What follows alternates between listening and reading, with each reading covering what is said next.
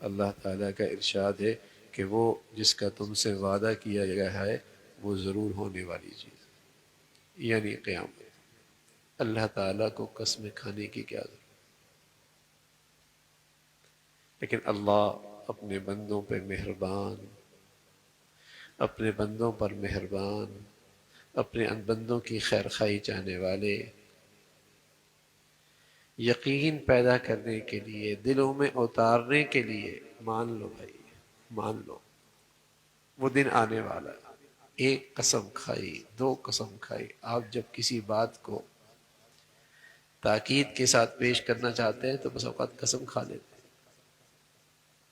تو یہاں 6 قسمیں کھائیں اور پھر فرمایا انما توعدون لواقع، جس چیز کا تم سے وعدہ کیا گیا ہے وہ ضرور ہونے والی ہے، یعنی قیامت کے دن وہ ضرور ہونے والی ہے۔ اور کوئی ایسی معمولی چیز نہیں ہے کہ آدمی سنے اور نظر انداز کر دے، یا اس دن کا اس کی زندگی پہ کوئی اثر نہ ہو، اس زندگی کے اس کے سفر میں اس دن کا کوئی اثر نہ ہو۔ کوئی ایسی معمولی چیز نہیں ہے، وہ تو ایسا دن ہے کہ جس دن یہ ستارے بے نور ہو جائیں گے اور یہ آسمان پھٹ جائے گا اور یہ پہاڑ یہ ہوا میں اڑنے لگیں گے، ہوا میں روئی کی طرح اڑ رہے ہوں گے۔ وَإِذَا الْجِبَالُ نُصِفَتْ، سارے پیغمبر بھی ایک وقت کے لیے مقرر ہوں، اکٹھے ہوں گے، اور ایک خاص دن کے لیے ان کا معاملہ ملتوی کیا گیا ہے۔ وہ دن کون سا ہے؟ لیوم الفصل، فصل کا دن، جس دن فیصلہ ہوگا۔ دنیا میں فیصلہ عام طور پہ ہر آدمی کو سر کی آنکھوں سے نظر نہیں آتا۔ گناہ کی سزا دنیا میں ملتی ہے، نیکی کا اجر بھی دنیا میں ملتا ہے، لیکن ہر آدمی سمجھتا نہیں، ہر آدمی نہیں سمجھتا، کیونکہ یہ سزائیں ایسی ہیں کہ بس اوقات مخفی ہوتی ہیں۔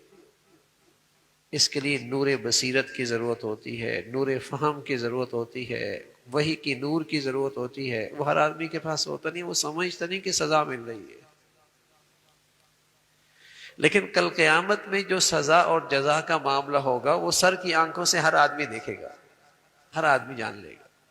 وَامْتَازُوا الْيَوْمَ أَيُّهَا الْمُجْرِمُونَ، اے مجرموں آج الگ ہو جاؤ۔ دنیا میں ایسا نہیں ہوتا، مجرم اور فرما بردار ایک دسترخوان پہ کھا رہے ہوتے ہیں، اللہ کریم دونوں کو دے رہا ہوتا ہے، دونوں کے لیے اللہ کے دسترخوان نعمتوں کے بھرے پڑے۔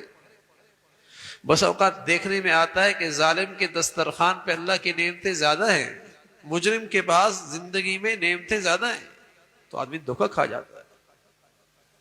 اس کو سزا کیا مل رہی ہے ہر آدمی نہیں سمجھتا۔ یعنی گناہ پہ اصرار کر لینا یہ بھی اللہ کے عذاب کی ایک شکل ہے، اور اللہ حفاظت فرمائے اللہ کے نافرمانی پہ مر جانا اس سے بڑا اور کیا عذاب ہوگا دنیا میں۔ دل کی بے سکونی اور بے چینی، اور کیا سزا ہوگی۔ لیکن یہ ہر آدمی کو یہ سزائیں سمجھ میں نہیں آتی، اس لیے کہ اللہ نے اس دنیا کو فیصلے کا دن نہیں بنایا کہ ہر آدمی کے سامنے فیصلہ آ جائے۔ امتحان گاہ ہے، یہاں آزمائش ہے، امتحان ہے، ورنہ تو یہ ہے کہ نافرمانی کی صبح اس کے گھر کے دروازے پہ لکھا ہو یہ اللہ کا نافرمان ہے، فرشتہ آ جا لکھ دے۔ لیکن اللہ نے اس دنیا کا نظام ایسا بنایا ہے، لیکن فرمایا ایک دن آنے والا ہے لیوم الفصل، وہ فیصلے کا دن ہے، اور وہ فیصلہ ہر آدمی سر کی آنکھوں سے دیکھے گا، اچھائی اور برائی کا، نیکی اور بدی کا۔ فَمَن يَعْمَلْ مِثْقَالَ ذَرَّةٍ، روشن دان سے اس میں دھوپ آ رہی ہو اور اس دھوپ کے اندر ذرات نظر آ رہے ہوں، فرمایا اتنا ذرہ بھی کسی کی نیکی آئے گی تو اس کا انعام پائے گا، اور اتنے ذرے کے برابر بھی برائی ہوگی تو اس کی سزا آئے گی۔ وَمَن يَعْمَلْ مِثْقَالَ ذَرَّةٍ خَيْرًا يَرَهُ وَمَن يَعْمَلْ مِثْقَالَ ذَرَّةٍ شَرًّا يَرَهُ، وہاں ہوگا۔ تو وہ فیصلے کا دن ہے، اور تم جانتے بھی ہو، یعنی اس کی ہولناکی بتانے کے لیے پھر سوال کیا وَمَا أَدْرَاكَ مَا يَوْمُ الْفَصْلِ، جانتے ہو وہ فیصلے کا دن کیا ہے؟ جیسے آپ سے کہیں کہ بھائی تم فلاں وقت آ جانا، اور پھر کہا جانتے ہو میاں اس وقت پہ کیا ہونے والا ہے؟ خبردار لیوم الفصل، ہے تو فیصلے کا دن، لیکن وما ادراک یوم الفصل، تم جانتے بھی ہو وہ فیصلے کا دن کیا ہے۔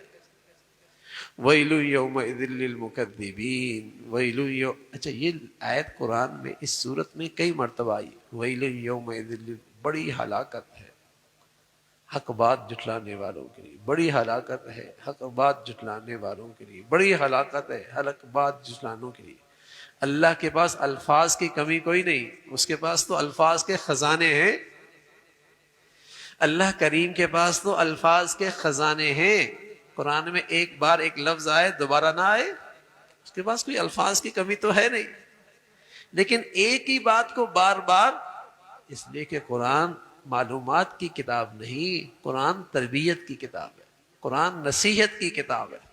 اور آپ کو پتہ ہے نصیحت میں باپ ایک ہی بات کو اپنے بیٹے کو بار بار کہتا ہے، استاد ایک ہی بات کو اپنی بات بار بار کہتا ہے، مختلف انداز سے کہتا ہے، بات وہی ہوتی ہے، کبھی اس رخ سے کہتا ہے، کبھی دوسرے دے کے مثال دے کے سمجھاتا ہے، کبھی تیسری مثال دے کے سمجھاتا ہے۔ تو قرآن محض معلومات کی کتاب نہیں، قرآن نصیحت کی، ہدایت کی، تربیت کی کتاب ہے۔ اور تربیت میں یہی ہوتی ہے کہ ایک بات دل میں بٹھانی ہوتی ہے اور اسے بار بار کہا جاتا ہے۔ ویل یومئذ للمکذبین، ویل یومئذ للمکذبین۔ دیکھتے نہیں ہم قرآن پڑھتے ہیں سنتے ہیں ماشاءاللہ، فبأي آلاء ربكما تكذبان، فبأي آلاء ربكما تكذبان، ایک ہی آیت کئی مرتبہ نصیحت، تربیت، ہدایت دل میں اتر جائے۔ تو فرمایا وہ جانتے ہو وہ فیصلے کا دن کیا ہے، اس میں بڑی بربادی اور ہلاکت ہے جو سچی بات حق بات جھٹلاتا ہے۔ اللہ تعالی حق بات پہ یقین نصیب فرمائے، حق بات پہ صحیح ایمان نصیب فرما دے، ہمیشہ حق والوں کی اللہ رب العزت اتباع اور ان کی عقیدت اور محبت نصیب فرمائے۔